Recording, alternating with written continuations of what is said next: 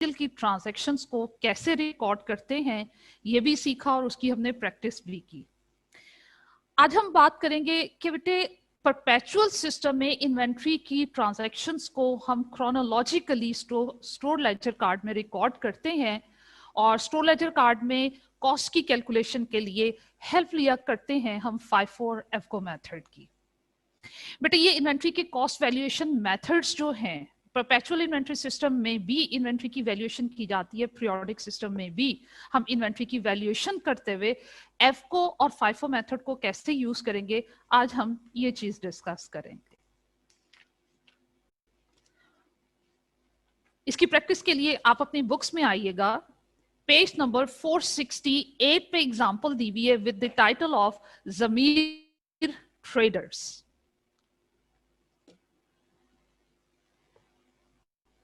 Perpetual inventory system को follow करते हुए कैसे हम इन्वेंट्री की कॉस्ट को फाइंड आउट करेंगे, कैसे स्टॉक लेजर कार्ड बनाते हैं, कैसे हम परचेजेस को, रिटर्न्स को, सब चीजों को रिकॉर्ड करते हैं, कैसे FIFO और EFGO मेथड की प्रैक्टिस होती है जनाब, वो हम अच्छे से प्रैक्टिस कर चुके। अब पीरियोडिक इन्वेंट्री सिस्टम को फॉलो करते हुए हमने जनाब इन्वेंट्री की वैल्यूएशन करेंगे। उसके लिए आपकी बुक्स में पेज नंबर 468 होंगी, हम पहले डिस्कस करेंगे और फिर इसे दोनों मेथड की हेल्प से हम सॉल्व भी करेंगे। वो कहते हैं following information has been extracted from the books of Zameer traders. फरवरी के मंथ की देखिए, उसने आपको ट्रांजैक्शंस दी हुई हैं, ओपनिंग बैलेंस में यूनिट्स, उनकी purchase price, during the month of February कितने आइटम आपने परचेज किए, परचेज रिटर्न, सेल्स रिटर्न, की सारी इंफॉर्मेशन गिवन है। फर्दर वो कहते हैं एज पर physical inventory carried out, physical inventory की कल हमने बात की,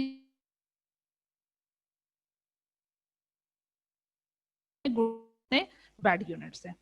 अब ऊपर उसने ना डिटेल सारी बनाकर जो यूनिट्स आ रहे हैं उनको ऐड किए, जो यूनिट्स हमारे से जाते हैं उनको माइनस करके क्लोजिंग स्टॉक का बैलेंस फाइंड आउट किया है 3715। जब आप क्लोजिंग स्टॉक में इतने यूनिट्स हैं, जब फिजिकल इन्वेंट्री कैरिड आउट हुई तो आइडिया हुआ कि 3715 यूनिट से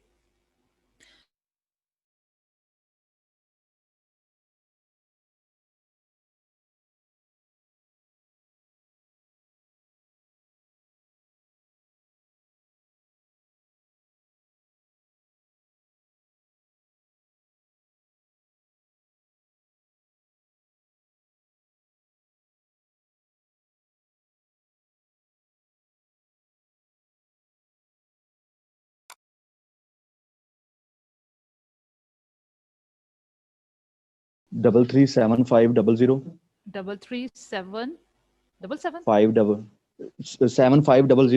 33500।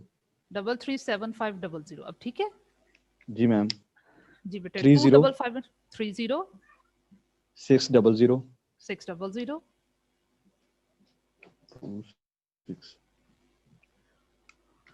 मैम। इसका आता है 344 500। 500 जी मैम। 180 into 125 22500 22500। अब ये देखो बेटे, हमने क्या करना है, इनको नेट ऑफ कर लेना है। ओपनिंग स्टॉक में परचेजेस को ऐड करना है, लेकिन इस तरह ऐड करना है कि जो परचेज रिटर्न्स हैं उनकी कॉस्ट और उनके यूनिट्स जो हैं और ड्राइंग्स के वो माइनस कर देने हैं। आपने यूनिट्स का और कॉस्ट का टोटल करना है। यूनिट्स का मैं टोटल कैसे करूंगी, ओपनिंग स्टॉक में मेरे पास 4500 यूनिट्स हैं। चले यहाँ से मैं पैरेंथेसिस का साइन हटा देती हूँ क्योंकि इनको परचेजेस में हमने ऐड करना है। तो 4500 ओपनिंग स्टॉक में यूनिट्स थे, इसमें ऐड करो जो 2700 परचेज किए वो ऐड कर दो, और जो 255 रिटर्न किए वो माइनस कर दीजिए। फिर आपने परचेज किए 2650 ऐड कर दीजिए, फिर 180 इसमें से माइनस कर दोगे जो कि आपने ऑनर ने विड्रॉ कर लिए हुए। तो फिर देखिए आपके पास यूनिट्स का नेट टोटल क्या आ रहा है।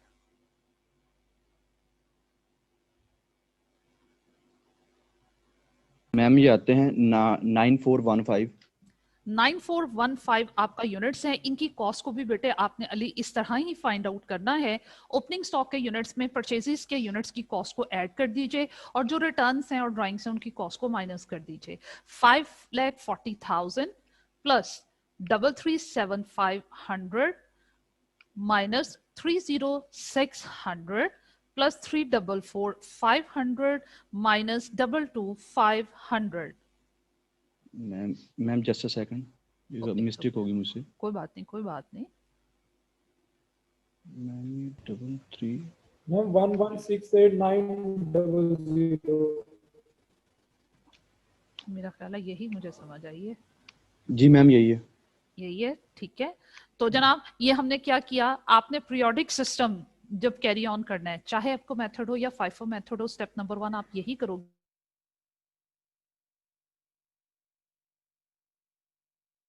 और आपने उनकी कॉस्ट का भी टोटल कर लेना है। ये आपने किया जनाब स्टेप नंबर 1। उसके बाद आपने इस पे मेथड की एप्लीकेशन करनी है in step number 2।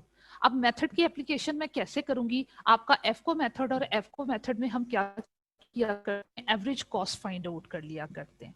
Average cost हमें कैसे फाइंड आउट करनी है, जो टोटल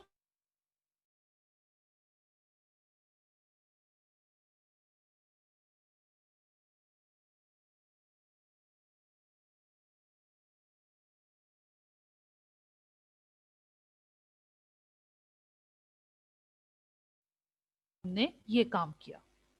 अब उसके बाद स्टेप नंबर 3 में हम क्या काम करेंगे, क्लोजिंग स्टॉक में जितने यूनिट्स हैं उनकी वैल्यू फाइंड आउट कर लेंगे। स्टेप नंबर 1 में क्या किया, हमने देखा कि थ्रू आउट द पीरियड हमने टोटल कितने यूनिट्स एक्वायर किए, उनकी कॉस्ट क्या थी। स्टेप नंबर 2 में मेथड की एप्लीकेशन की, वो कैसे की, एफको मेथड है तो एफको मेथड में आपने एवरेज कॉस्ट हमेशा फाइंड आउट करनी होती है। और एवरेज कॉस्ट कैसे फाइंड आउट करते हैं, total cost divided by total number of units.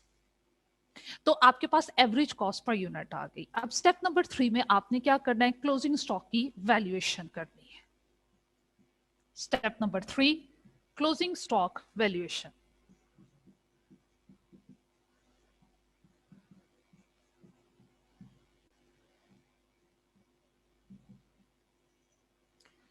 Closing stock की वैल्यूएशन किस तरह करेंगे, बहुत इजी है। क्लोजिंग स्टॉक में जितने यूनिट्स हैं वो क्वेश्चन में गिवन है और आपने cost per unit find out कर ली हुई है। एक यूनिट की कॉस्ट अगर आपके पास हो, जितने यूनिट्स की आपने कॉस्ट फाइंड आउट करनी है उन नंबर ऑफ यूनिट्स के साथ मल्टीप्लाई कर दोगे, यूनिट्स की कॉस्ट आ जाएगी। तो जनाब मैंने क्या करना है, 3715 यूनिट्स जो मेरे क्लोजिंग स्टॉक में यूनिट्स हैं, उन तमाम यूनिट्स की जो कॉस्ट है वो क्या है, 124.15। लेकिन यहाँ पे इश्यू क्या है, इशू ये है कि जनाब आपकी क्लोजिंग स्टॉक में सारे के सारे गुड यूनिट्स नहीं है, कुछ बैड भी हैं। अगर तो सबके सब गुड यूनिट्स हों तो उनमें अंडरस्टूड बात होती है कि एनआरवी कॉस्ट से ज्यादा हुआ करती है, तमाम यूनिट की वैल्यूएशन हम कॉस्ट प्राइस पे किया करते हैं। लेकिन जहां पे ऐसी एडजस्टमेंट आपको बता दे कि कुछ यूनिट का लॉस हो गया, वो है नहीं है, और कुछ यूनिट बैड हैं, तो तब हम क्लोजिंग स्टॉक की वैल्यूएशन करते हुए क्या काम करेंगे। ये देखिए, आपने क्लोजिंग स्टॉक के जितने यूनिट उसने क्वेश्चन में बताए में 3715 यूनिट्स में रखा है बताए में, ये लिख लिए, इनकी सेग्रीगेशन कर लीजिए। इसमें से वो आपको क्वेश्चन में कहता है कि जनाब जो 315 यूनिट्स हैं वो आपके शॉर्ट हैं, मतलब वो गायब हो गए। अगर वो गायब हो गए हैं तो उनकी एनआरवी कितनी है, 0। जब वो यूनिट्स है ही नहीं है तो हम उनको बेच ही नहीं पाएंगे, उनसे एनआरवी रियलाइज नहीं होगी। जबकि कॉस्ट कितनी है, चाहे गुड यूनिट्स हो या बैड यूनिट्स हो, सबकी कॉस्ट सेम हुआ करती है, जो कि हमारे पास इस वक्त आ रही है 124.15। 315 ये हो गई। अब 315 जो यूनिट्स आपके गायब हो चुके हैं वो ना मिले और ना हम उनको बेचें, और वो बिक नहीं सकते, एनआरवी 0 और कॉस्ट कितनी 124.15। अब जनाब स्टॉक वैल्यूएशन रूल क्या है कि आपने इन्वेंट्री के जो भी यूनिट्स हैं, चाहे गुड हैं या बैड हैं, उनकी वैल्यूएशन लोअर ऑफ एनआरवी या कॉस्ट, दोनों में से जो कम वैल्यू है उस पे वैल्यूएशन करनी है। तो जनाब 315 यूनिट की फिर वैल्यू क्या बनी, 0, क्योंकि एनआरवी और कॉस्ट में से कम वैल्यू बनती है आपके पास 0 एनआरवी। अब वो कहते हैं जो आपके 400 यूनिट्स हैं वो बैड हैं। अब इनमें से भी जो बैड यूनिट्स हैं, इनमें से भी 300 यूनिट सेल हो सकते हैं, 100 यूनिट आपके सेल नहीं हो सकते। तो जो 100 यूनिट सेल नहीं हो सकते, इनकी एनआरवी 0, कॉस्ट कितनी है, वही जो हमने फाइंड आउट की 124.15। तो इनकी वैल्यूएशन भी किस पे होनी चाहिए जनाब, एनआरवी 0 पे, इनकी वैल्यू भी 0 हो गई। अब जो 300 यूनिट्स हैं इनको हम बेच सकते हैं, कितने में? 140 में। लेकिन 140 में सेल करने के लिए हमें इस पे एक्सपेंस करना पड़ेगा 20 का, तो जनाब 120 इनकी एनआरवी हो गई पर यूनिट। जबकि कॉस्ट कितनी है? वही जो आपने कैलकुलेट की 124.15। अब कंपैरिजन कर लीजिए, देखें यहां पे भी क्या है, इस सिचुएशन में भी जो एनआरवी है वो कम है और कॉस्ट ज्यादा है, तो इनकी वैल्यूएशन भी किस पे होगी? एनआरवी पे, जो कि कितनी है पर यूनिट? 120। अब जनाब 3715 में से 315 यूनिट्स और 400 यूनिट्स की हमने अलग अलग से वैल्यूएशन करनी है। आपने हमेशा ऐसे ही करना होगा और प्रैक्टिकली भी हम ऐसा ही करते हैं कि गुड यूनिट्स अलग कर लिए, बैड अलग कर लिए, जो गायब हो गए है ही नहीं है उनकी वैल्यूएशन यूं अलग कर ली। अब पीछे कितने जो यूनिट्स बचे हैं आपके पास 3000, वो क्या है? वो आपके गुड यूनिट्स हैं, उनकी वैल्यूएशन भी ऐसे ही करनी है।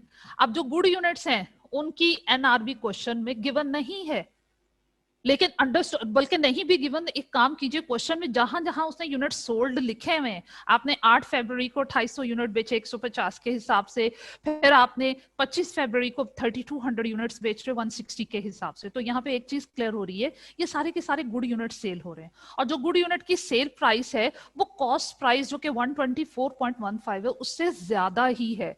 तो गुड यूनिट्स में हमेशा ऐसा होगा कि जो एनआरवी होगी वो कॉस्ट से एक्सीड कर रही होगी, तो क्योंकि एक्सीड कर रही होगी तो इन यूनिट्स की जो वैल्यूएशन है वो आप किस पे करोगे? गुड यूनिट की वैल्यूएशन हमेशा कॉस्ट प्राइस पे होगी, जो कि हमारे पास है 124.15। तो जनाब ये हमने डिसाइड कर लिया कि क्लोजिंग स्टॉक में जितने यूनिट्स हैं उनको हमने थर्ड स्टेप में ये फाइनलाइज कर लिया कि कौन कौन सी वैल्यू चार्ज करेंगे। जब ये फाइनलाइज कर लिया तो अब आप उनकी टोटल वैल्यू फाइंड आउट कर दें, यूनिट्स को डिसाइडेड वैल्यू के साथ मल्टीप्लाई कर दीजिए, टोटल वैल्यू आ जाएगी 0 इंटू 315 0। यहां ये 300 यूनिट्स के इसमें क्या है 300 यूनिट्स और हमने फाइनलाइज किया कि इनकी वैल्यूएशन 120 के हिसाब से होगी, तो 36,000। 36,000 ये हो गई। और जो बेटे आपके 100 यूनिट्स हैं इनकी वैल्यू क्या है? 0। फिर उसके बाद जो गुड यूनिट्स हैं इनकी वैल्यूएशन हमने करनी है कॉस्ट प्राइस पे, तो इसलिए 3000 इंटू 124.15 372450। 372450 इनकी वैल्यू होगी। अब ग्रैंड टोटल कर लीजिए, क्लोजिंग स्टॉक के 3715 यूनिट की टोटल वैल्यू आ जाएगी 372450 ये में 36,000 जी बेटे 408450। 408450 लीजिए, ये हमारे पास टोटल वैल्यू आ गई क्लोजिंग स्टॉक के यूनिट्स की। तो इस तरह हम पीरियोडिक सिस्टम को कैरी ऑन करते हैं। बाकी मेथड देखो सेम वही है, चाहे परपेचुअल सिस्टम हो या पीरियोडिक सिस्टम हो। बेटे जो स्टेप नंबर 3 है कि क्लोजिंग स्टॉक की वैल्यूएशन कैसे करेंगे, वो हमेशा ऐसे ही होगी जिस तरह ये आपके सामने मैंने शो की हुई है, चाहे फाइफो मेथड हो, एफको हो, इन्वेंट्री का सिस्टम पीरियोडिक हो या परपेचुअल हो। जनाब क्लोजिंग स्टॉक की वैल्यूएशन हम हमेशा ऐसे ही करते हैं कि गुड यूनिट्स अलग कर लेते हैं, बैड अलग कर लेते हैं, जो यूनिट फाउंड शॉर्ट होते हैं उनको अलग कर लिया जाता है। जी बेटे हमाद। अस्सलाम वालेकुम मैम। वालेकुम अस्सलाम। मैम ये क्लोजिंग स्टॉक में एनआरवी कॉस्ट से कैसे एक्सीड करेगी, इसकी जरा थोड़ी सी लॉजिक बता दें। देखो एनआरवी क्या होती है बेटे? Net realisable value, sale price जिसको आप कह लो ना। अब जी जी हमेशा जो गुड यूनिट्स होते हैं, देखो बिजनेस, मैंने पहले भी एक बात की थी, हम कारोबार क्यों करें? बेसिकली बिजनेस का ऑब्जेक्टिव क्या होता है? प्रॉफिट अर्न करना। क्या आप ऐसा कारोबार करोगे जिसमें मुसलसल आपको नुकसान हो रहा हो, लॉस हो रहा हो? नहीं करोगे ना। प्रॉफिट कब होगा? जब चीज सस्ती खरीदोगे और महंगी बेचोगे। अब अगर इन चीजों पे मेरा खर्चा एक यूनिट पे जो कॉस्ट मेरी आ चुकी है वो 124.15 की कॉस्ट इनकर्ड हो चुकी है, तो डेफिनेट सी बात है कि इनको मैंने ज्यादा पैसों में बेचना है। सेल प्राइस गुड यूनिट्स की हमेशा जो है सेल प्राइस या एनआरवी जो होती है वो हमेशा कॉस्ट से ज्यादा हुआ करती है। और वैसे भी यहाँ देखो मैंने हिंट दिया आपको कि उसने रफ सेल प्राइस आपको यहाँ पे बताई हुई है कि 8 फरवरी को आपने 250 यूनिट बेचे। देखो कितने में बेचे? 150 में। अगर इन यूनिट्स की भी जो देखो नीचे जो 20 की उसने कॉस्ट दी हुई है, हमने बैड यूनिट्स की 120 की जो निकाली है एनआरवी, वो कैसे निकाली है? 140 में उसने कहा कि ये यूनिट बिक सकते हैं, लेकिन उनको रिपेयर करना पड़ेगा, 20 रुपए रिपेयर का खर्चा होगा, तो एनआरवी कितनी आई? 120 जी। बैड यूनिट्स को तो हमें रिपेयर करना पड़ता है, गुड यूनिट्स को बेचने से पहले तो रिपेयर की जरूरत नहीं होती। नहीं। इसका मतलब है जो गुड यूनिट्स होते हैं उनकी सेल प्राइस ही मोस्टली उनकी एनआरवी होती है, और सेलिंग एक्सपेंसेस अगर होंगे भी तो वो डेफिनेटली एनआरवी कॉस्ट से ज्यादा ही होगी। अब आपने 8 फरवरी को 2800 यूनिट 150 के हिसाब से बेचे, तो 150 ज्यादा है या 124? 150। हाँ, अब फिर देखो इसके अलावा वो क्वेश्चन में आपको बताता है कि 3200 यूनिट्स आपने 25 फरवरी को बेचे, देखो कितने में बेचे, सेल प्राइस कितनी गिवन है? 160। ये भी देखो कॉस्ट से ज्यादा है ना? जी मैम, ठीक तो है जनाब मैम, अब क्लियर हो गया। तो आपने इस तरह काम करना है। अब हम इसी क्वेश्चन को क्या करेंगे बेटे, यू वेलकम, इसी क्वेश्चन को बेटे हम सॉल्व करेंगे with the help of FIFO method. तो चलिए हम इसको FIFO मेथड से सॉल्व करने जा रहे हैं। FIFO मेथड में भी, अच्छा ये स्लाइड की पिक ले ली हुई आप सबने? मैंने प्रीवियस से कुछ इंफॉर्मेशन को डिलीट करना है, फिर सॉल्व करना है इसको। हाँ जी, हाफिज मोहम्मद उमर वलीद। चल अब यहाँ पे नहीं मैम, वो मैं कह रहा था कि ले ली हुई है पिक, हम पिक ले ली भी, चलो गुड हो गया। अच्छा अब देखिएगा जनाब, मैंने यहाँ पे मेथड का नेम चेंज करना है, सब कुछ वही है। अब हमने पहले इसको एफको मेथड से सॉल्व किया था, अब मैंने यहाँ मेथड का नेम चेंज कर दिया। अब हम इसको पीरियोडिक सिस्टम के को फॉलो करते हुए FIFO मेथड से सॉल्व करेंगे।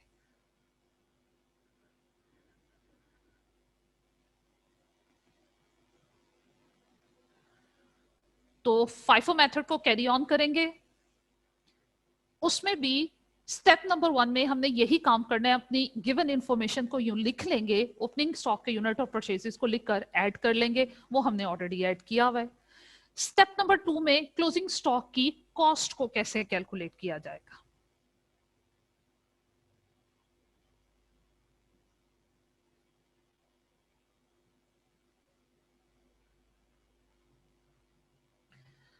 अब देखिए FIFO मेथड की मैंने एप्लीकेशन कैसे करनी है। FIFO मेथड की तरफ चलें तो जनाब आप, FIFO मेथड कहता है फर्स्ट इन फर्स्ट आउट। इस सीक्वेंस में जो पहले के यूनिट्स हैं, जो पहले खरीदे थे और ओपनिंग स्टॉक में भी थे और पहले खरीदे हुए थे, वो पहले आउट हो गए। इसका मतलब है कि क्लोजिंग स्टॉक में जो यूनिट्स हमारे पास पड़े हुए हैं वो आखिरी लॉट्स में से पड़े हुए हैं। अब अगर वो आखिरी लॉट्स में से पड़े हुए हैं तो यहाँ क्लोजिंग स्टॉक की वैल्यूएशन कैसे होगी। इसमें आपने ये काम करना है, देखो क्लोजिंग स्टॉक में हमें ये तो मालूम है कि 3715 यूनिट्स हैं।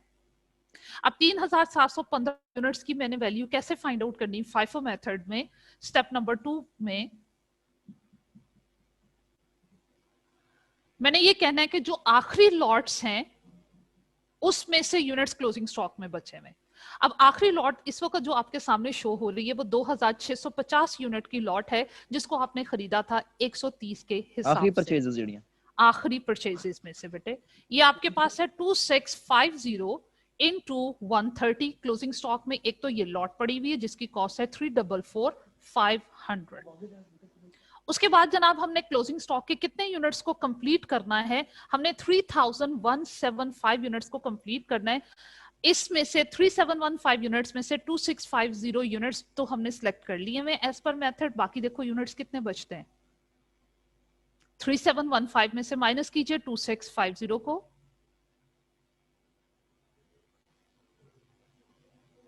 मैम ये बाकी बचते हैं 1065। 1065। अब FIFO मेथड को फॉलो करते हुए मुझे बताइए ये जो 1065 यूनिट्स हैं ये किस लॉट में से होंगे। आपके पास परचेजेस की 2 ही लॉट्स हैं, देखो मैंने हाईलाइट कर दी आपके सामने, एक ये वाली लॉट है, एक ये वाली लॉट है। जो 255 की एडजस्टमेंट है वो किसमें से हुई भी है, उसकी रेट पे डिपेंड करता है। उसका रेट कितना है, 120। इसका मतलब है ये वाली जो परचेज रिटर्न्स हैं वो ओपनिंग स्टॉक के अगेंस्ट है। और जो ऑनर ने गुड्स विड्रॉ की हुई है वो किस लॉट में से विड्रॉ की हुई है, तो 25 है, वो इन 2700 यूनिट्स में से। तो जनाब जो 2650 की लॉट है जिसको हमने खरीदा था 130 के हिसाब से, ये सारी की सारी हमारे पास एंड में पड़ी हुई है। तो ये हमने सारी की सारी कैरी फॉरवर्ड कर ली अपने क्लोजिंग स्टॉक में। इसको उठा के मैं यहाँ ले आई। और जो बाकी यूनिट्स हैं क्लोजिंग स्टॉक के 1065 यूनिट्स, वो किस लॉट में से होंगे, जो 2650 से पिछली वाली लॉट है। देखो उसमें 1065 जो यूनिट्स बचे हैं, जी हाँ बचे हैं। ड्राइंग्स के 180 यूनिट माइनस भी कर दें 2700 में से तो फिर भी हमारे पास इससे ज्यादा यूनिट्स पड़े हुए हैं। तो इसका मतलब क्लोजिंग स्टॉक में जो 1065 यूनिट्स हैं वो 125 के रेट वाली लॉट में से स्पेयर हैं। तो जनाब 1065 को 125 से मल्टीप्लाई कर दोगे। मैम ये आता है 133,125। 133,125। तो जनाब देखिए पीरियोडिक सिस्टम में हम फाइफो मेथड के अकॉर्डिंग ये काम करते हैं। मतलब जब हमने परपेचुअल सिस्टम को फॉलो किया था तो क्लोजिंग स्टॉक की वैल्यूएशन में हमने हर जो है जब भी यूनिट इशू होते थे हर इश्यूज के एंगेज में हर सेल के एंगेज में अलग अलग क्लोजिंग स्टॉक की वैल्यूएशन करते थे, मैनी टाइम्स करनी पड़ती थी। लेकिन पीरियोडिक सिस्टम में क्या करते हैं, हम एक ही दफा टोटल लिख लेते हैं और कहते हैं कि जनाब जो आखिरी वाली लॉट्स हैं वहां हमारा क्लोजिंग स्टॉक है। तो फाइफो मेथड की एप्लीकेशन ये हो गई। यहाँ पे कोई क्वेश्चन? मैम जी बेटे। मैम अगर ये 2650 लॉट वाले में से कुछ हुई होती ड्राइंग्स तो फिर हमने वो माइनस करके फिर बाकी टोटल जो था वो बाकी, हाँ फिर हमने बाकी ओपनिंग स्टॉक में से ले लेना था। फर्स्ट करो हमारी 2700 में से हमने ड्राइंग्स को माइनस किया, हमारे पास यूनिट ही जो बाकी बचते थे सपोज करें ना वो 1000 बच रहे थे, मैंने फिर 1125 के हिसाब से ले लेने थे और फर्दर बैक जाना था, अपवर्ड जाना था, बाकी 65 यूनिट ओपनिंग स्टॉक की लॉट में से ले लेने थे। तो ये जनाब आपके पास पीरियोडिक मेथड हो गया। Thank you ma'am. You welcome. अच्छा बेटा अब आज एक और नई बात जो हमने डिस्कस करनी है वो क्या है? नई बात तो नहीं है, प्रैक्टिस उसकी करेंगे। बात हमने पहले भी मैंने ये स्टार्ट की थी कि हम बेटे बिन कार्ड में भी इन्वेंट्री की ट्रांजैक्शंस को रिकॉर्ड करते हैं और स्टॉक लेजर कार्ड में भी रिकॉर्ड करते हैं। हम परपेचुअल सिस्टम को भी लेकर चलते हैं, कहीं पीरियोडिक सिस्टम भी फॉलो किया जाता है। और इसकी फिर भी जब हमारी सेटिस्फेक्शन नहीं होती हम स्टॉक टेकिंग करते हैं। स्टॉक टेकिंग करके कंफर्म करते हैं कि जनाब वाकई में हमारी बुक्स जितने रिजल्ट शो कर रही हैं वो उतने ही यूनिट्स एक्चुअल में हमारे पास पड़े हुए या नहीं पड़े हुए, और क्या तमाम के तमाम यूनिट गुड हैं या बैड हैं, कोई लॉस हो गया, वही ये स्टॉक टेकिंग से हमारे पास इंफॉर्मेशन आती है। उसके बाद बेटे हम क्या करते हैं, स्टॉक टेकिंग के रिजल्ट्स को अपने बुक्स के रिजल्ट के साथ मैच करते हैं, रिकॉन्साइल करते हैं, और रिकॉन्सिलेशन के बाद जो करेक्ट बैलेंस आता है वो हम अपने फाइनल अकाउंट में ट्रांसफर करते हैं। अब एक और बात जो मैंने प्रीवियस लेक्चर में आपसे कही कि जनाब हम स्टॉक टेकिंग करते कब हैं, फिजिकली गुड्स को काउंट कब किया जाएगा, जब मुझे क्लोजिंग स्टॉक की वैल्यू चाहिए। और क्लोजिंग स्टॉक की वैल्यू कब चाहिए, जब मैंने फाइनल अकाउंट्स बनाने हैं, और फाइनल अकाउंट्स ईयर एंड पे बनते हैं, उस टाइम में हम स्टॉक टेकिंग करते हैं। लेकिन सम टाइम होता क्या है, स्टॉक टेकिंग किसी रीजन की वजह से डिले हो जाती है। तो अब अगर स्टॉक टेकिंग डिले हो जाती है, मेरे बिजनेस का ईयर क्लोज हुआ 31 दिसंबर, स्टॉक टेकिंग भी 31 दिसंबर को होनी चाहिए थी, लेकिन अगर स्टॉक टेकिंग किसी रीजन की वजह से लेट हो गई, चले जनाब 5 जनवरी को जाके हम स्टॉक टेकिंग कर रहे हैं, तो जो स्टॉक टेकिंग के रिजल्ट होंगे वो तो 5 जनवरी के अकॉर्डिंगली होंगे।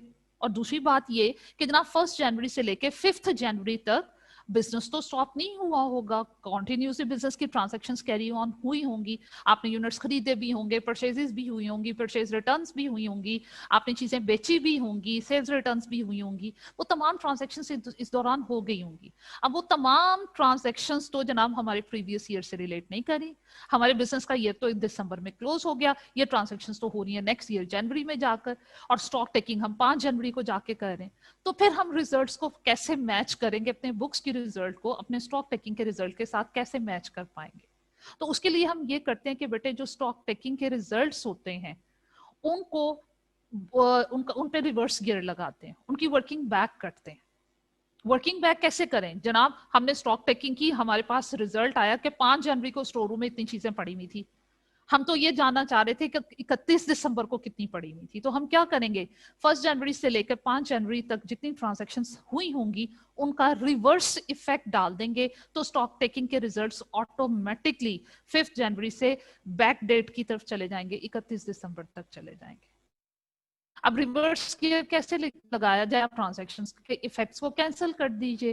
अब इफेक्ट्स को कैसे कैंसिल करें, गौर से सुनिएगा जनाब। फर्स्ट कीजिए 31 दिसंबर को एक्चुअल में मेरे पास यूनिट से 100 और 5 जनवरी को रिजल्ट शो हो रहे हैं 110।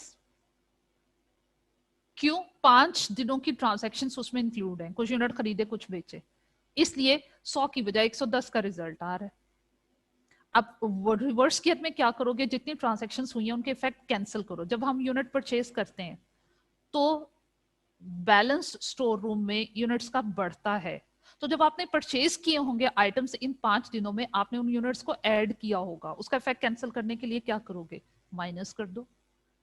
जो यूनिट्स आपने बेचे होंगे वो स्टोर रूम से चले गए होंगे इन 5 दिनों में, जो यूनिट्स बेचे वो स्टोर रूम में नहीं होंगे, वो स्टॉक टेकिंग में नहीं आए होंगे, लेकिन वो 31 दिसंबर तक वो नहीं बिके थे, वो हमारे क्लोजिंग स्टॉक का पार्ट थे, लेकिन वो अब आपने बेच दिए 5 दिनों में, वो आपके स्टोर रूम में से निकल चुके हैं, आपके स्टॉक टेकिंग के रिजल्ट्स में से निकल चुके हैं। तो फिर क्या करें, आप क्या करोगे, उनको एड बैक कर दोगे। Simple is that. अगर मैं इन शॉर्ट बात करूं, क्या करोगे, इन 5 दिनों में जो यूनिट्स आए, जहां से भी आए आपने बैलेंस में ऐड किए होंगे, माइनस कर दीजिए, और जो यूनिट्स चले गए आपके पास से, आपने माइनस कर दिए होंगे, उनका इफेक्ट कैंसिल करने के लिए क्या करोगे, ऐड बैक कर दोगे। आपके पास बैक डेट के स्टॉक टेकिंग के रिजल्ट्स आ जाएंगे।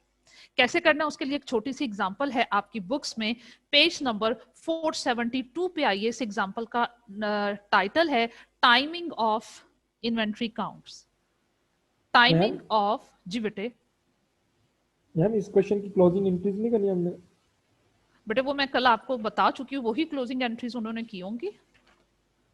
हाँ वो देखो वही एंट्रीज की हुई है। चलो मैं वो डिस्कस कर देती हूँ आपके सामने। ये मुझे क्वेश्चन कंप्लीट कर लेने दें जिसका मैंने इंट्रो दे दिया हुआ है आपको, तो उसके बाद मुझे याद करवाइएगा। मैं अभी क्लोजिंग इन्वेंट्री आपसे डिस्कस कर लेती हूँ। Okay ma'am. ठीक है, वो एक्चुअल में मैं कर चुकी थी ना प्रीवियस लेक्चर में, डिटेल में आपके सामने कर चुकी थी। अलग अलग एंट्री पास करके भी मैं आइटम्स को क्लोज कर चुकी थी। एक कंबाइंड कॉम्प्रिहेंसिव एंट्री भी कर दी हुई थी और सिखा दिया हुआ था कि बेटे क्लोजिंग इन्वेंट्री, क्लोजिंग एंट्रीज कैसे पास की जाती है। हाँ जी, अब आप अपनी बुक्स में आइए, पेज नंबर 472 पे एग्जांपल है timing of inventory counts.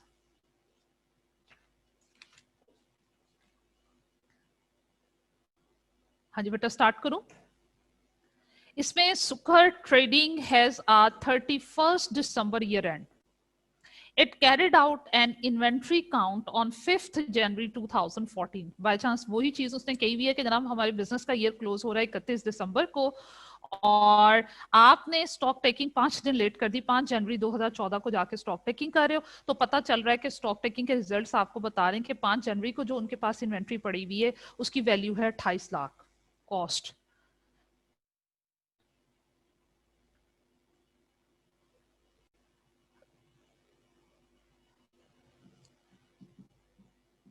Stock taking के जो रिजल्ट्स हमें बताए जा रहे हैं वो 5 जनवरी 2014 को बताया जा रहा है कि आपके पास जो स्टॉक पड़ा हुआ है वो है जनाब 28 लाख का। But I want to know कि 5 days before on 31st December what I have in my inventory. तो ड्यूरिंग दीज 5 days जितनी ट्रांजेक्शन है मैं उनको कैंसिल कैसे करूंगी, देखिएगा वो आपको बताता है। Following transactions took place between 31st December and 5 January. Sale of goods of rupees 1,20,000, these goods cost 96,000. आपने चीजें बेची थी, जब आपने चीजें बेची होंगी तो जनाब आपके स्टोर रूम के बैलेंस से वो चीजें निकल गई होंगी। तो निकल गई होंगी, अब आपने उसके इफेक्ट को कैसे कैंसिल करना है, आपने ऐड बैक कर देना है। तो सेल्स के यूनिट्स को आपने ऐड करना है।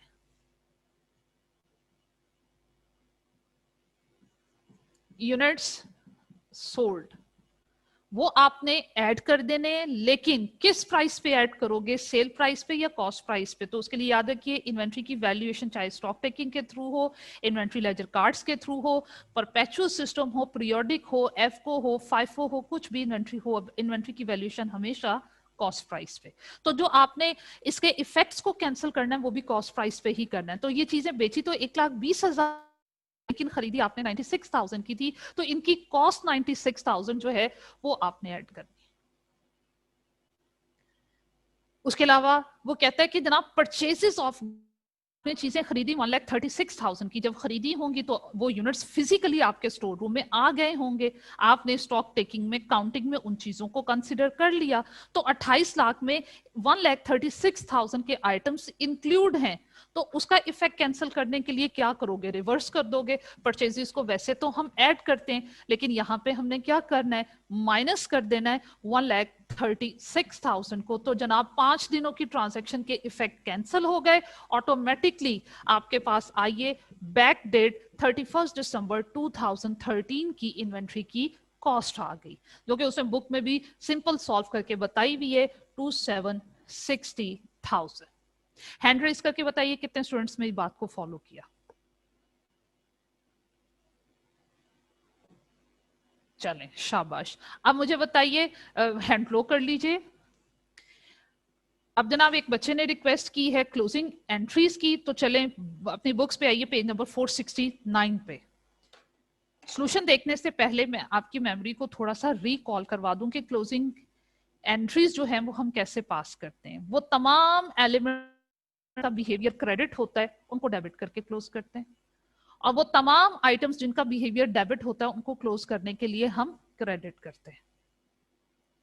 तो इतनी सी बात जहन में रखें, ऑटोमेटिकली तमाम एंट्रीज वाइंड अप हो जाएंगी। चलें अब मैं आपकी बुक में पेज नंबर 469 पे आइए। पेज नंबर 469 पे उन्होंने दी हुई है क्लोजिंग एंट्री, बल्कि उनसे कॉम्प्रिहेंसिव क्लोजिंग एंट्री दी हुई है। मैं आपको बताती हूँ कैसे है। क्लोजिंग स्टॉक की वैल्यू इस वक्त करंटली आपकी स्लाइड में शो हो रही है आपके सामने 408,450 हमने क्लोजिंग स्टॉक की वैल्यू फाइंड आउट की। क्लोजिंग स्टॉक और ओपनिंग स्टॉक को हम बिल्कुल रिवर्स रिकॉर्ड करते हैं। क्लोजिंग इन्वेंट्री डेबिट हुआ करती है और ओपनिंग इन्वेंट्री को हम क्रेडिट किया करते हैं। अब क्लोजिंग इन्वेंट्री की वैल्यू है 408,450 और वो देखो उसने वहां पे क्लोजिंग इन्वेंट्री को इस अमाउंट से डेबिट कर दिया हुआ है। ओपनिंग इन्वेंट्री की वैल्यू क्वेश्चन में गिवन थी। ओपनिंग इन्वेंट्री में यूनिट्स थे 4500 और उनकी परचेज प्राइस 120। आपने मल्टीप्लाई किया, अली ने बताया था कि जहां 5,40,000 की वैल्यू ओपनिंग स्टॉक की, देखो ओपनिंग स्टॉक उसने क्रेडिट कर दिया। परचेजेस, उनका नॉर्मल बिहेवियर क्या होता है? डेबिट होता है। उनको क्लोज करने के लिए क्या करोगे? क्रेडिट कर दोगे। तो देखो उन्होंने परचेजेस को क्रेडिट किया। अब परचेजेस की अमाउंट कैसे फाइंड आउट की हुई है? परचेजेस की अमाउंट ये आपने ऑलरेडी कैलकुलेट की हुई है। चले मैं वो वाली स्लाइड ओपन करती हूँ। ये सारी कैलकुलेशंस यहाँ की हुई है हमने ऑलरेडी, ये लीजिए। अब उसने परचेजेस की अमाउंट कैसे फाइंड आउट की है जनाब? अब ड्राइंग्स को अलग से शो करना चाहो तो अलग से शो कर दो। उसने ड्राइंग्स की अमाउंट को यहां से माइनस किया हुआ है। तो क्यों माइनस किया हुआ है? क्योंकि पीरियोडिक सिस्टम है और पीरियोडिक सिस्टम में हम ड्राइंग्स की अमाउंट को परचेजेस में से माइनस करते हैं और परचेज रिटर्न को भी माइनस करते हैं। तो परचेज रिटर्न को उसने अलग रहने दिया है और परचेजेस का जो टोटल आपके सामने शो रहा है 2700 यूनिट के अंगेंस्ट में 125 के हिसाब से परचेज कॉस्ट है 3,37,500 और 2,650 यूनिट्स आपने जो 130 के हिसाब से खरीदे उनकी कॉस्ट है 3,44,500। उसने इन दोनों को ऐड किया और जो ड्राइंग्स की कॉस्ट 22,500 है वो माइनस कर दी। तो परचेजेस आपके पास परचेजेस की अमाउंट आ गई आफ्टर ड्राइंग्स। तो परचेजेस का नॉर्मल बिहेवियर डेबिट होता है, उसको क्लोज करने के लिए उसने क्रेडिट कर दिया। और अगर आप चाहो 22,500 को अलग से शो करना है तो अलग से शो कर दो, परचेजेस क्रेडिट कर दो, ड्राइंग्स को डेबिट कर दो, तब भी वो ऑटोमेटिकली अमाउंट वहां से कैंसिल हो जाएगी। अब परचेज रिटर्न्स को कैसे क्लोज किया? परचेजेस का बिहेवियर डेबिट होता है, परचेज रिटर्न का बिहेवियर क्या होता है? क्रेडिट होता है। तो जिसका बिहेवियर क्रेडिट होगा उसको क्लोज करने के लिए उन्होंने डेबिट कर दिया होगा। अब परचेज रिटर्न आपके सामने एक ही 55 यूनिट 120 के हिसाब से जिसकी वैल्यू बनती है 30,600, तो देखो उसने परचेज रिटर्न 30,600 से डेबिट कर दिया। उसके अलावा इनकम स्टेटमेंट में सिर्फ एक और चीज बची। हमने ओपनिंग क्लोजिंग स्टॉक भी लिख लिया, परचेजेस की भी बात कर ली, सेल्स बच गई आपके पास। तो सेल्स की इंफॉर्मेशन भी देखो उसने आपको क्वेश्चन में दी हुई है पेज नंबर 468 पे। कितने कितने यूनिट आपने बेचे उनकी वैल्यू बताई हुई है। 2800 यूनिट बेचे 150 के हिसाब से, फिर 3200 यूनिट बेचे 160 के हिसाब से, टोटल सेल्स की वैल्यू आ गई। अब सेल्स का बिहेवियर क्रेडिट होता है, उसको क्लोज करने के लिए डेबिट कर दिया और वो अमाउंट कैलकुलेट करके उन्होंने लिखी हुई है 9,32,000। फिर सेल्स रिटर्न्स आपको क्वेश्चन में गिवन है और सेल्स रिटर्न्स एक ही गिवन है 23 फरवरी को 300 यूनिट आपके सेल्स रिटर्न है 150 के हिसाब से। तो जनाब सेल्स का बिहेवियर क्रेडिट होता है, सेल्स रिटर्न का बिहेवियर डेबिट होता है। डेबिट को क्लोज करने के लिए उसने क्रेडिट कर दिया 45,000। अब जो इनका डिफरेंस है वो क्रेडिट साइड पे आपके पास आ रहा है, वो बैलेंसिंग अमाउंट है, वो या प्रॉफिट होता है या लॉस होता है, वो जनाब 1,26,550 है। मैम जी बेटे। मैम एफको मेथड में तो हम जो एवरेज रेट हम निकालते हैं सेल्स की अमाउंट को तो हम उसके साथ मल्टीप्लाई करते हैं यूनिट्स को। तो मैम यहाँ क्लोजिंग इन्वेंट्री में जो उसने दिया होगा इनके कॉलम में उसी के साथ फिर करेंगे? हाँ जी, हम उसमें फिर क्या मैम करेंगे? क्योंकि हाँ पूछे पूछे। मैम क्योंकि एफको मेथड में पहले हम ऐसे करते थे ना कि जो उसने क्वेश्चन में कॉलम दिया होता था सेल्स के यानी कि पर यूनिट प्राइस का, हम उसको इग्नोर कर देते थे, जो एवरेज हम रेट निकालते थे उसके साथ मल्टीप्लाई करते थे। तो अब ये क्लोजिंग इन्वेंट्री में हम ऐसा नहीं कर रहे, जो उसने यानी कि कॉलम क्वेश्चन में दिया हुआ है उसी के साथ कर रहे हैं।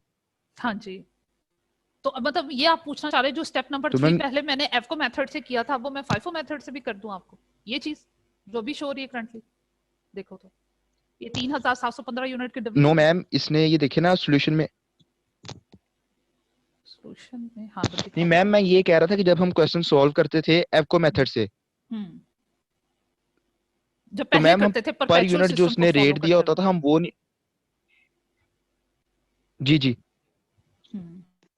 तो मैम यही डिफरेंस पूछना चाह रहा था कि यहाँ इसने क्लोजिंग एंट्री में मैम ये नहीं किया, इसने देखे हमारा एवरेज रेट आ रहा था 124.15, तो इसने ये यूनिट्स को उसके साथ No, मल्टीप्लाई नहीं किया no. जो उसने गिवन था 150। हाँ ऐसे नहीं करते, मैं बात आपकी समझ गई, अब फॉलो किया मैंने आपकी बात को। बेटे याद रखना है कि हमेशा क्लोजिंग स्टॉक को जो रिकॉर्ड करते हैं उसकी एग्जैक्ट वैल्यूएशन इस तरह हम फाइंड आउट करके, जो आपके सामने स्लाइड शो अब हो रही है, चाहे फाइफो मेथड हो या एफको हो, इस तरह उसकी एग्जैक्ट वैल्यू फाइंड आउट करके इसकी एंट्री पास की जाती है। यूं नहीं है कि 3715 के जो यूनिट आए 124 से मल्टीप्लाई कर।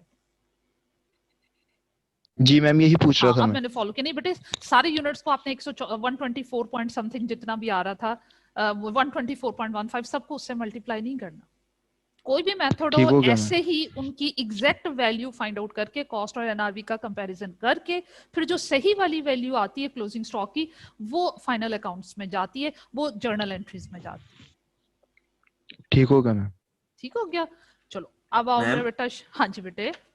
मैम ये जो फाइफो मेथड में आपने वैल्यू निकाली है 1065 यूनिट्स की 125,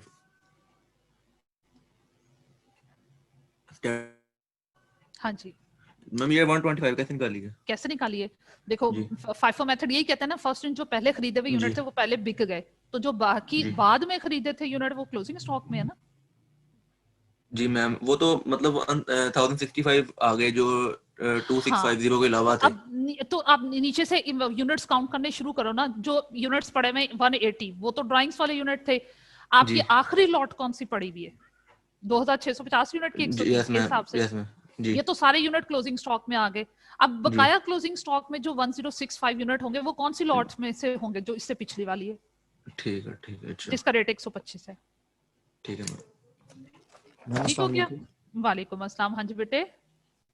मैम ये मुझे समझ नहीं आ रहा पॉइंट जो आप कहाँ से बेटे? ये स्टेप 2 मैम, ये FIFO मेथड का ये 2650 वाला के 1065 उसमें से जो बचते हैं मैम, ये किस तरह एक दफा प्लीज बता दें जरा। अच्छा ये तो आप थी बेटे के 3715 यूनिट हमारे क्लोजिंग स्टॉक में। जी मैम। ठीक है। अब मैंने 3715 कैसे पूरे किए? देखो 2650 मैंने कैसे लिए, ये क्लियर है? यस मैम ये ठीक है, क्लियर। ये ठीक है ना। अब बकाया 1065 यूनिट कहाँ से लिए जाए? जो उससे पिछली लॉट है उसमें से लेने। और मेरे पास लॉट्स ही दो हैं, हाईलाइटेड जो है ग्रीन कलर से हाईलाइट की हुई। जी ठीक है मैम। तो फिर जी ठीक है मैम। ये ड्राइंग्स का बता दीजिएगा जरा, ड्राइंग्स का बताइएगा। 180 यूनिट जो विड्रॉ हुए उन्होंने उसकी कॉस्ट खुद ही बताई हुई थी क्वेश्चन में, 125 वाली लॉट में से लिया है। ठीक है मैम। जी मैम ठीक है। अगर नहीं समझी तो कॉन्फिडेंटली दोबारा पूछ लो बेटे। नहीं ठीक है मैम, आगे समझ क्लियर हो गया? सबको क्लियर हो गया? जी जी। चलो अब आइए जनाब, जो अभी नया पॉइंट मैंने आपसे डिस्कस किया कि जो स्टॉक टेकिंग लेट हो जाती है, तो वो तो एक छोटी सी एग्जांपल थी आपके सामने। अब तो कॉम्प्रिहेंसिव उसकी एग्जांपल करते हैं। पेज नंबर 473 पे आओ। आप अपनी बुक्स में पेज नंबर 473 पे आइएगा। मैम इसमें जब क्लोजिंग इन स्टॉक की हमने एनआरवी के साथ कंपेयर करना तो हम कौन सी वैल्यू लेंगे? दोबारा बोलिएगा। मैम जो आप FIFO में इधर क्लोज करेंगे, एनआरवी के साथ कंपेयर करेंगे, वो तो कैसे उसकी करेंगे? कॉस्ट कौन सी होगी लास्ट में? जी मैम। वो फिर हम इसी तरह यही चीज कैरी ऑन करेंगे ना कि 1065 यूनिट्स जो हैं वो 25 वाली लॉट में से थे। अब उसमें से 315 यूनिट और बेड वगैरह यूनिट ये किस तरह निकालें? जी मैम। ये पूछना चाह रहे हो? इसमें फिर पता आप क्या एज्यूम करोगे? फाइफो मेथड की ही एप्लीकेशन करोगे। आप कहोगे 125 वाले रेट वाले यूनिट पहले आए हैं या 130 रुपए वाले लॉट वाले यूनिट पहले आए? हमारे पास 125 वाले मैम पहले आए ना। हम कहेंगे जो यूनिट डैमेज हो गए और जो यूनिट शॉर्ट हो गए, गुम गए, वो 125 वाली लॉट में से। ठीक हो गया। ठीक हो गया। ये देखो मैं आपके सामने कर देती हूँ। ये देखो। अब यहाँ पे फाइफो मेथड की एप्लीकेशन में मैं यहाँ पे एज्यूम करूंगी कि जनाब ये जो ये वाले यूनिट्स हैं 315 वाले भी और 400 वाले भी, ये पहली लॉट में से, और पहली लॉट का रेट था 125, तो उनको जो कॉस्ट मैंने चार्ज करनी है यहाँ 124 की बजाय 125 आ जाएगा।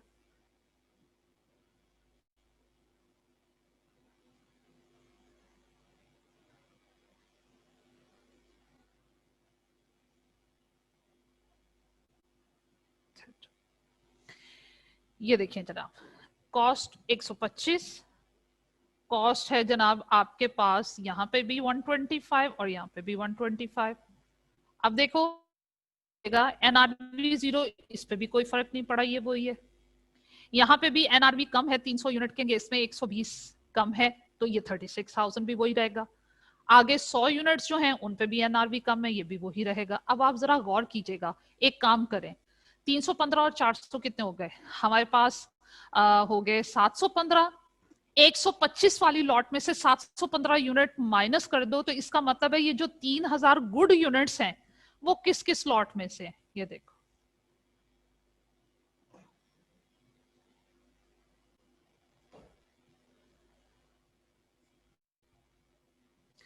मैंने ये कहना है ये जो गुड यूनिट्स हैं 2650 वाली लॉट में से हैं, और बकाया 2650 को 3000 में से माइनस करो, 350 के पास बचते हैं, वो अगली लॉट में से हैं। तो इनकी कॉस्ट जो है 2650 वालों की कॉस्ट है 130 और इनकी कॉस्ट है जनाब 125। इनकी वैल्यूएशन 130 के हिसाब से, इनकी वैल्यूएशन 125 के हिसाब से, क्योंकि ये गुड यूनिट्स हैं। गुड यूनिट की वैल्यूएशन हमेशा कॉस्ट प्राइस पे ही होती है, एनआरवी पे नहीं होती। कीजिए मल्टीप्लाई करके बताओ, 2650 इंटू 130, 344 500। इसी तरह बेटे 350 इंटू 125, 43750। 43750। अब ग्रैंड टोटल कर लीजिए, वैल्यू तो चेंज होगी F4 और FIFO मेथड में। मैम ये 388250। बेटे मैं इसको अब बताओ, 3 नहीं, आपने उसमें 36,000 भी ऐड करो। अच्छा एक सेकंड मैम, प्लस 36,000 मैम 424250। 424250। तो FIFO मेथड में ये वैल्यू आएगी। हाँ जी बेटा, किसने क्वेश्चन पूछा था उनको क्लियर हो गया? हाँ जी अतीब, क्या पूछना है? मैं यही पूछना था मैम, ये अभी जो आपने किया है ये वो स्टेप 3 है उसका FIFO मेथड का? हाँ जी FIFO मेथड का, हाँ जी FIFO मेथड का स्टेप। ठीक है, इसमें सिर्फ चेंज मैम फर्क यहाँ पर ही आया ना, 3000 गुड यूनिट्स का ही फर्क पड़ा है ना, सेग्रीगेशन जो आपने की है यहाँ। ठीक है, वो FIFO मेथड के अकॉर्डिंगली ही सेग्रीगेशन की है। जो यूनिट शॉर्ट हो गए, जो बैड हो गए, हमने कहा वो पहली वाली लॉट में से ही है। क्लोजिंग स्टॉक के जो गुड यूनिट्स हैं वो आखिरी लॉट में से, ये अज्यूम करना पड़ेगा। अब हकीकत तो इसके बरक्स हो सकती है। जी मैम ठीक है। चलो आगे, समझ आ गई है? चलो अब कर लें एक और क्वेश्चन। छुट्टी दे दें। हाँ एक छुट्टी दे दें, चैप्टर आज खत्म करके हमने मंडे को इंशाल्लाह मुलाकात होगी, हमने नया चैप्टर स्टार्ट करना है। उसमें सिर्फ एक ही क्वेश्चन रह गया हुआ है जो मुझे आपसे डिस्कस करना है। एक ही एग्जांपल है, वो नहीं तो खुद करनी पड़ेगी, बस हमने यूं सॉल्व कर लेनी। वो एग्जांपल जिसका title Salman limited, 473 page.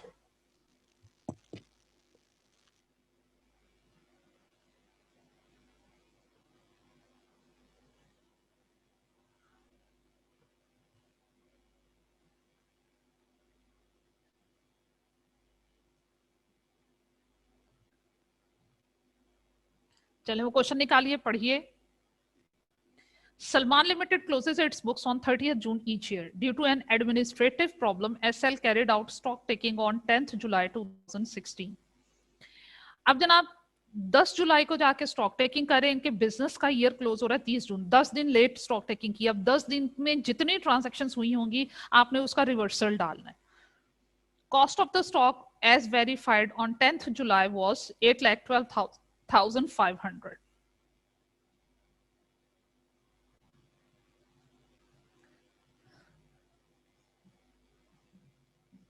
10th July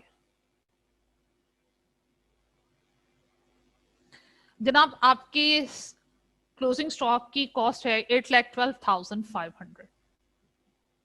अब इसमें सारे इफेक्ट्स आपने कैंसिल करने, सारी ट्रांजैक्शंस को कैंसिल करना, जो यूनिट्स आए होंगे उनको निकालते जाइएगा, जो यूनिट्स गए होंगे उनको ऐड बैक कर लीजिएगा।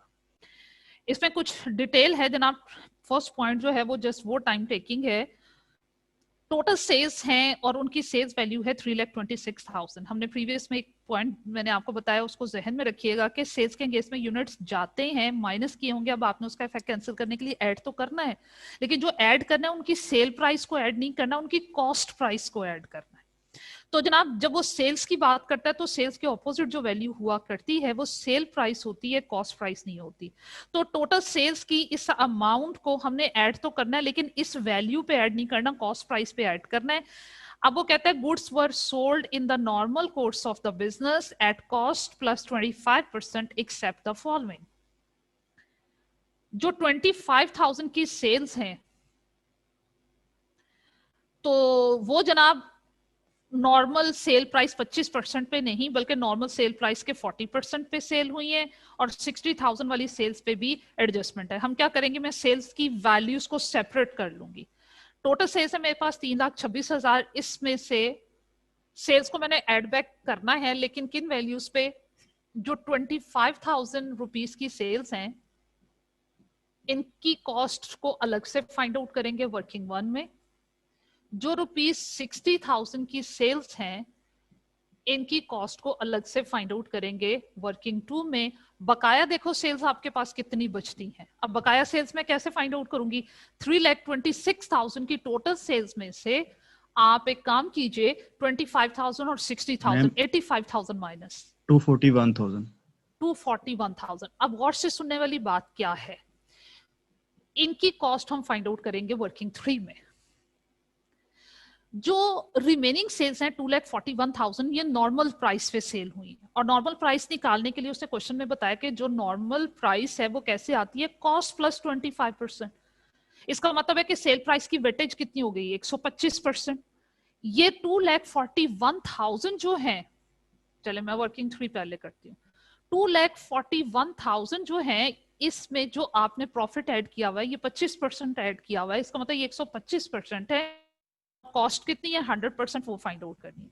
इसको इसी की परसेंटेज से डिवाइड कर दो, कॉस्ट फाइंड आउट करनी है उसकी परसेंटेज से मल्टीप्लाई कर दो। अगर मेरी बात समझ में नहीं आई, ये देखो मैं इक्वेशन लिख देती हूँ कि सेल प्राइस हमेशा किसके इक्वल होती है, कॉस्ट प्लस प्रॉफिट के इक्वल होती है। प्रॉफिट आपके पास जनाब 25% है और ये कॉस्ट पे बेस कर रहा है, इसलिए कॉस्ट 100% और सेल प्राइस 125% हो गई। तो जनाब सेल की अमाउंट थी इसलिए उसको सेल प्राइस की ही परसेंटेज से डिवाइड किया, कॉस्ट फाइंड आउट करना था उसकी परसेंटेज से मल्टीप्लाई।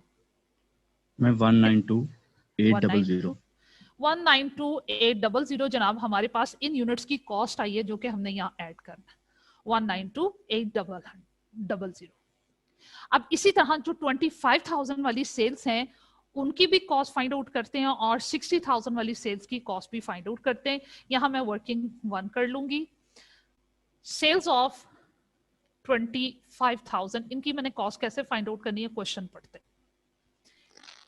क्वेश्चन में वो कहता है कि जनाब ये जो 25,000 है was made eight 40% of normal sale price. ये जितने नॉर्मल सेल प्राइस पे इनको बिकना चाहिए था ये नॉर्मल सेल प्राइस के 40% पे बिकी, इसका मतलब ये 40% प्राइस पे बिकी। तो पहले तो इनको नॉर्मल सेल प्राइस की तरफ कन्वर्ट करो कि अगर ये गुड यूनिट्स होते नॉर्मल प्राइस पे बिकते तो कितने में बिकना था, नॉर्मल सेल प्राइस निकालो इनकी। नॉर्मल सेल प्राइस मैंने कैसे निकाली, 25,000 जो सेल प्राइस है वो कहता है नॉर्मल सेल प्राइस का 40% है, इसका मतलब ये 40% है और नॉर्मल सेल प्राइस 100% है। कितना हुआ मैम? ये 62,500। हाँ 62,500। तो भाई ये यूनिट्स अगर नॉर्मल सेल प्राइस पे बिकते तो 62,500 में बिकने चाहिए थे, लेकिन कोई प्रॉब्लम हुआ होगा, बैड यूनिट्स होंगे या कोई और रीजन होगी जिस वजह से ये 62,500 में बिकने की बजाय 25,000 पे सेल हुई है। तो जनाब हमने इसकी हेल्प से नॉर्मल सेल प्राइस निकाली। मैंने नॉर्मल सेल प्राइस निकाली क्यों है, उसकी रीजन क्या है? उसकी रीजन ये है, नहीं नॉर्मल प्राइस से 40% ऊपर नहीं बिकी है, नॉर्मल सेल प्राइस के 40% पे बिकी हैं, कम प्राइस में बिकी। Okay okay ma'am. ठीक हो गया। ये अब मैंने जो वर्किंग 3 है, इसकी ये 241 ये कहाँ पे लिखा हुआ उन्होंने? ये हमने बेटा खुद निकाली है हामिद। टोटल सेल्स 3,26,000 है ना, उसमें 25,000 जो 60,000 की सेल्स हैं उनकी वर्किंग जो है उनकी कॉस्ट प्राइस और सेल प्राइस नॉर्मल प्राइस से हट के थी, तो इसलिए हमने 3,26,000 में से 25,000 60,000 निकाल दिया, बाकी नॉर्मल सेल्स थी उनको अलग कर लिया। नॉर्मल सेल्स अच्छा पे जी। नॉर्मल प्रॉफिट शामिल था, तो उनकी कॉस्ट डिफरेंट तरीके से निकलनी थी, इसलिए मैंने सेग्रीगेट कर लिया। ठीक हो गया। ठीक हो गया, चलो शाबाश। अब देखो बेटे, जो 25,000 की सेल्स है इनकी मैंने नॉर्मल सेल प्राइस क्यों फाइंड आउट की, उसकी रीजन क्या है? क्योंकि बेटे उसने क्वेश्चन में जो कॉस्ट का और सेल प्राइस का रिलेशन बताया हुआ वो नॉर्मल प्राइस के अगेंस्ट में बताया हुआ है कि नॉर्मल सिचुएशन में जो नॉर्मल गुड यूनिट्स आप सेल करते हो वो कॉस्ट प्लस 25% पे बेचते हो। तो जब तक नॉर्मल सेल प्राइस हमारे पास नहीं आती हम उससे कॉस्ट फाइंड आउट नहीं कर सकते थे डायरेक्टली, तो इसलिए नॉर्मल सेल प्राइस निकालिए। अब नॉर्मल सेल प्राइस पे मैंने यही इक्वेशन अप्लाई करनी है कि सेल प्राइस किसके इक्वल होती है, कॉस्ट प्लस प्रॉफिट। कॉस्ट उसने क्वेश्चन में प्रॉफिट बताया हुआ 25% कॉस्ट का, तो सेल प्राइस हो गई 125%। अब उसके बाद ये देखिए, नॉर्मल सेल प्राइस 62,500 को मैंने नॉर्मल सेल प्राइस की परसेंटेज से डिवाइड कर दिया, कॉस्ट फाइंड आउट करनी थी उसकी परसेंटेज से मल्टीप्लाई कर 50,000 दिया, लीजिए कॉस्ट 50,000। जी मैम। तो जनाब इस वाली सेल के अंगेंस्ट में हमारे पास कॉस्ट आ गई 50,000। अब मैंने कॉस्ट यहां लिख देनी, 25,000 के ऑपोजिट जो मैंने कॉस्ट ऐड करनी है वो ये 50,000 ऐड करनी है। अच्छा यहाँ पे एक और बात देखिएगा, 25,000 में जो आप चीजें बेच रहे हो वो खरीदी कितने में थी, जो उनकी कॉस्ट थी 50,000 में खरीद के 25,000 में बेच रहे हो, वो उनकी एनआरवी है। तो आपको यहाँ पे लॉस कितने का हो रहा है? अगर अलग से मैं देखूं, 25,000 का आपको इन्वेंट्री का लॉस हो रहा है। 50,000 में खरीद के जो परचेज प्राइस होती है वो आपकी कॉस्ट प्राइस होती है, तो 50,000 में खरीद के 25,000 में बेच रहे हो, तो इसका मतलब है 25,000 का आपको यहाँ लॉस हो रहा है, ये कोई बैड यूनिट्स होंगे। अब जनाब 60,000 के अंगेंस्ट जनाब हम कॉस्ट निकालते हैं। वर्किंग नंबर 2, वर्किंग नंबर 2 में मुझे कॉस्ट फाइंड आउट करनी है अंगेंस्ट 60,000 रुपीज सेल्स।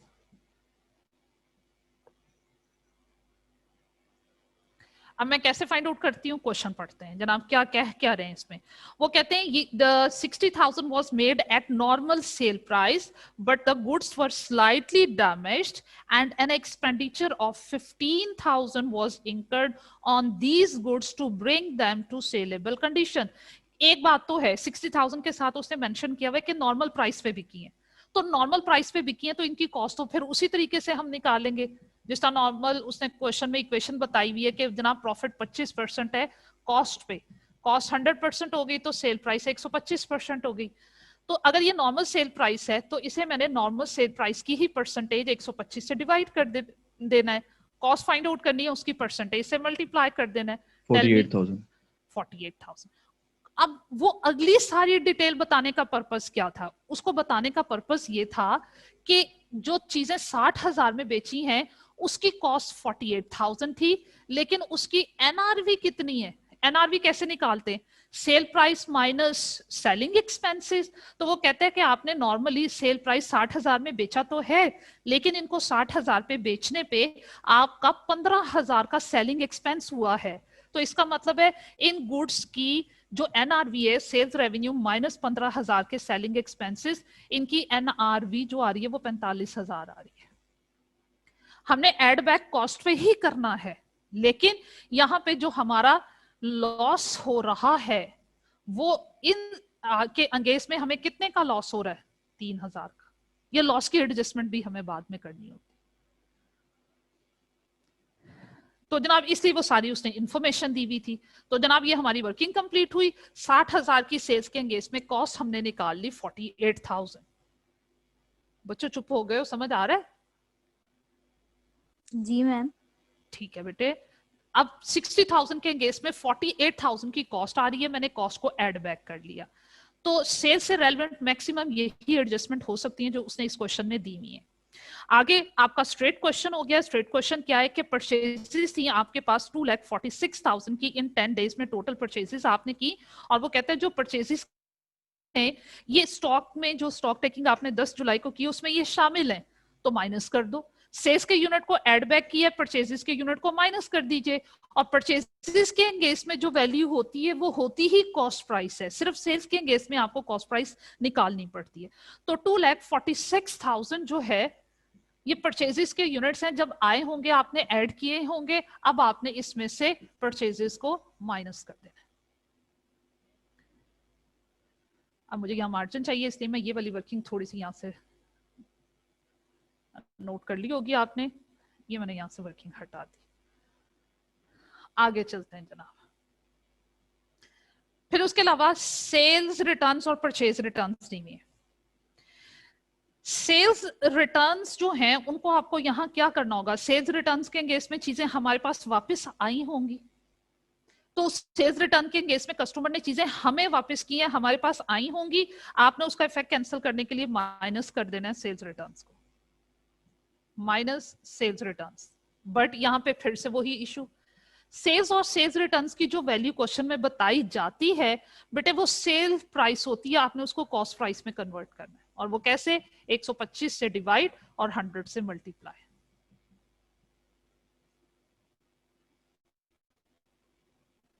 कौन बताएगा? मैम ये 8800 8800। थैंक यू बेटा। मैम ये हमने minus, 25% जो सेल प्राइस के ऊपर उसने लिया है मैम, ये ऊपर पॉइंट नंबर 1 में लिया, लेकिन ये तो पॉइंट नंबर 3 है, इसके ऊपर ये 25% जितनी भी सेल्स होंगी, जब तक अनलेस अनटिल वो डिफरेंट सिचुएशन खुद से ना बता दे, तो सारी की सारी सेल्स और सेल्स रिटर्न्स को नॉर्मल प्राइस पे अज्यूम करोगे, और वो जो एक दफा मार्कअप या मार्जिन का रेट बता दिया जाता है वो थ्रू आउट द क्वेश्चन आपने अप्लाई करना होता है। मैम ये सेल रिटर्न जो हो रही है 10 जुलाई को हो रही है, लेकिन 31 दिसंबर तक तो सेल हो चुकी है ना ऑलरेडी, जो कुछ होना था हो चुका है, लेकिन अब इसको हम ऐड उसमें से लेस क्यों कर रहे हैं? बेटे उसकी रीजन ये देखो, मेरे पास जो क्लोजिंग स्टॉक की वैल्यू है वो 10 जुलाई वाली वैल्यू है, मुझे 10 दिन पीछे 30 जून वाली वैल्यू चाहिए। ठीक है मैम, थैंक यू। ठीक है, इसी में उसको ऐड बैक कर रही हूँ। चलो अब मुझे ये बताओ कि जनाब सेल्स रिटर्न्स की ये एडजस्टमेंट है, परचेज रिटर्न्स का क्या करोगे? 6000 का ऐड करनी है मैम। बिल्कुल ठीक है, क्योंकि परचेज रिटर्न के अंगेंस्ट में हुआ ये होगा, आपने खरीदी हुई चीजें वापस की होंगी, माइनस की होंगी, तो ये स्टॉक में से निकल गई होंगी, उनका इफेक्ट कैंसिल करने के लिए आपने ऐड बैक कर देना। अच्छा, आफ्टर देन आपके पास है जनाब गुड्स विद कस्टमर्स और sales on return basis were 50,000 at invoice value. The goods invoice value कहते हैं सेल प्राइस, ये सेल्स रिटर्न बेसिस पे क्या होती है? बस मैं एक मिनट, क्लास लेट हो गई, मैं एक मैसेज कर दूं ताकि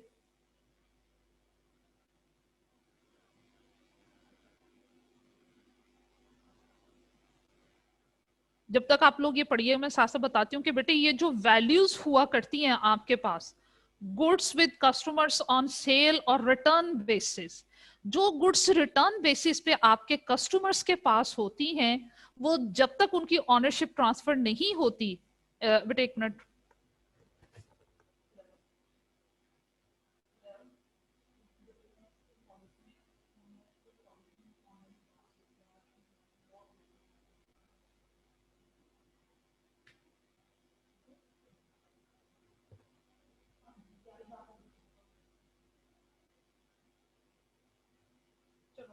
मैं क्लास से फ्री होकर बात करती हूं। अच्छा बेटे, रिटर्न बेसिस का मीनिंग क्या होता है?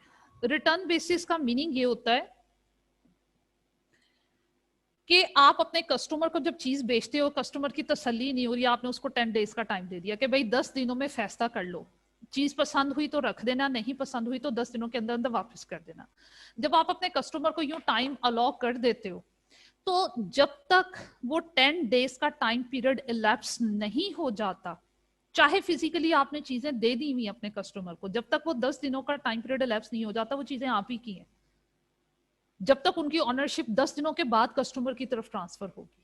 तो उन 10 दिनों में हम अपनी सेल्स को रिकॉर्ड नहीं कर सकते। हालांकि चीजें आपने अपने कस्टमर को दे दी, लेकिन वो जब तक 10 डेज का लैप्स नहीं हो जाता, वो आपका रेवेन्यू नहीं बना, वो गुड्स आप ही की रहेंगी, आप ही की मलकियत रहेंगी, वो आपके कस्टमर को फॉरवर्ड नहीं होंगी। अच्छा, अब जनाब ये हमारी लास्ट ट्रांजैक्शन है, इससे रेलिवेंट वो क्या कहता है जनाब, रिटर्न बेसिस पे आपने चीजें कस्टमर को बेची, 50,000 उनकी इनवॉइस वैल्यू थी, आपने कस्टमर को 15 जून को दी और कस्टमर को कहा कि भाई आप 4 वीक्स में वापस कर सकते हो, 1 महीने का टाइम दे दिया। कस्टमर को चीज बेच रहे हो 15 जून को, 1 महीने तक आपने 4 हफ्तों का उसको टाइम दे दिया। इसका मतलब है ये आपकी तब कब तक ये चीजें आपकी रहेंगी, ये जनाब 14 जुलाई तक चीजें आपकी रहेंगी, 1 माह तक। One of the customer informed SL on 29 June 2016 that goods worth 20,000 had been destroyed in fire. 20,000 की चीजें तो वैसे डिस्ट्रॉयड हो गई और उसने करंट मंथ में 29 जून को आपको बता दिया। तो जो आपके फाइनेंशियल ईयर में ट्रांजैक्शन इंकर्ड हुई है उसका तो हमने रिवर्सल नहीं डालना, वो तो करंट मंथ में हुई है, रिवर्सल ये अगले 10 दिनों का डालना। तो 50,000 की चीजें गई थी, 20,000 की डिस्ट्रॉय हो चुकी, पीछे चीजें 30,000 जिनकी सेल प्राइस थी, इनवॉइस वैल्यू, वो आपके कस्टमर के पास पड़ी हुई हैं, आपकी कस्टमर के पास चीजें हैं, आपकी स्टॉक टेकिंग में नहीं आए, लेकिन वो आपकी हैं, इसलिए आपने उनको कॉस्ट प्राइस पे ऐड बैक करना है, plus sales on return basis.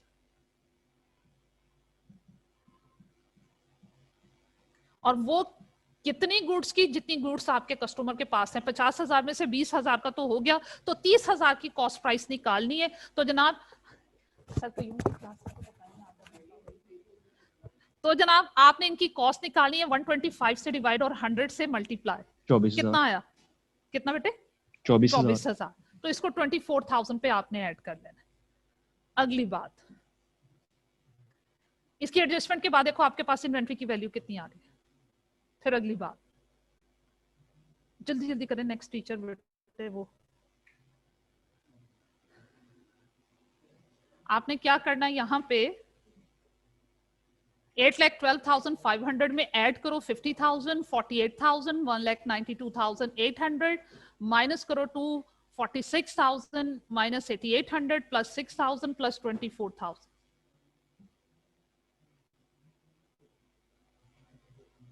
जल्दी के काम शैतान में गलत हो जानी है इसकी कैलकुलेशन।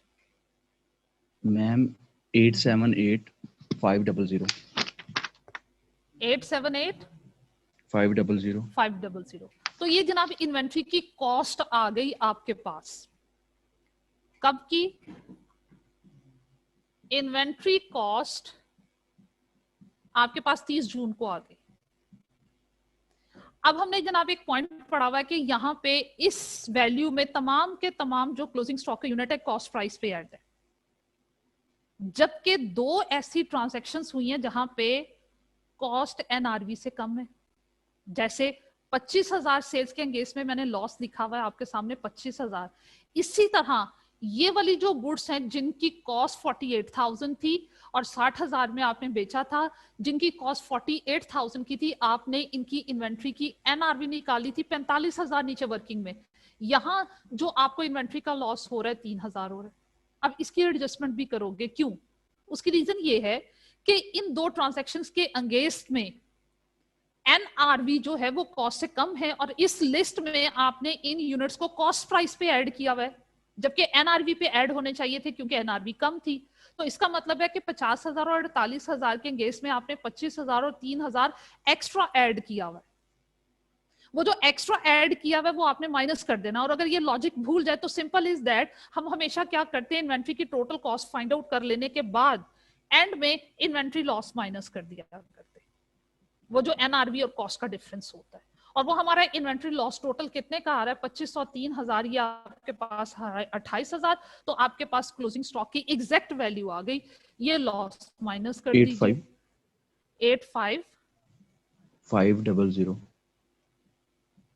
850,500। तो जनाब ये आपके पास इन्वेंट्री की एग्जैक्ट वैल्यू आ गई after the adjustment of inventory loss. इस तरह फाइंड आउट करते हैं। ये मैक्सिमम कॉम्प्रिहेंसिव एग्जांपल थी इस पॉइंट से रेलेवेंट। चलें जनाब, ये चैप्टर एंड हुआ, लॉन्ग वीकेंड है, इसके एमसीक्यूज आपने कोशिश करने, जो नहीं होंगे तो इंशाल्लाह मंडे में मुलाकात होती, फिजिकल क्लासेस में डिस्कस करेंगे और नए चैप्टर की बिस्मिल्लाह करेंगे। ठीक है जी, वो वर्किंग की पिक लेनी है, जूम आउट कर दें। आधी से ज्यादा वर्किंग तो मैंने डिलीट कर दी भी है, लो इतनी सी रह गई है। वो आप बेटे किसी स्टूडेंट्स ले लीजिएगा जिन्होंने नोट की हुई है, पिक ली हुई है, वो ग्रुप में शेयर कर दीजिएगा। ठीक है, ओके बेटा, अल्लाह हाफिज।